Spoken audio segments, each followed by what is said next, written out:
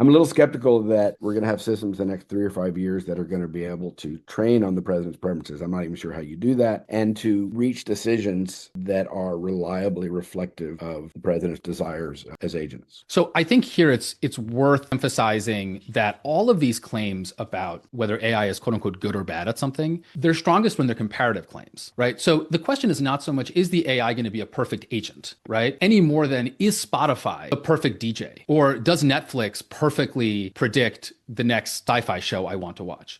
It's relative to the existing alternative and at the cost, are they better? And are they sufficiently better that they're worth the switching costs?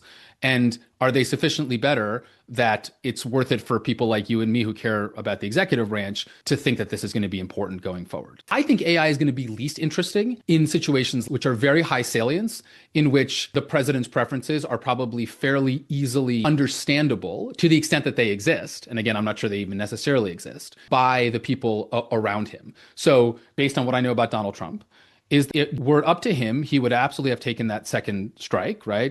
The double tap is great. I think he doesn't like drug smugglers. If these were in fact drug smugglers, he doesn't have a lot of respect for law, whether of the domestic or international variety. He likes to look tough, all these sorts of things.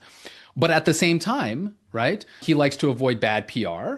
And so probably the best outcome for him would have been, do this if take the double tap if you think this won't get me in trouble and the blowback won't come. Right? Now, that is a predictive judgment, and there's no guarantee that any system, human or AI, would have gotten that right. The question is, when you look across the broad range of activities, and especially those activities that are not so high salience, and right now there aren't politicals spending a lot of time trying to figure out how to make their principal happy, will AI be better than the currently existing alternative?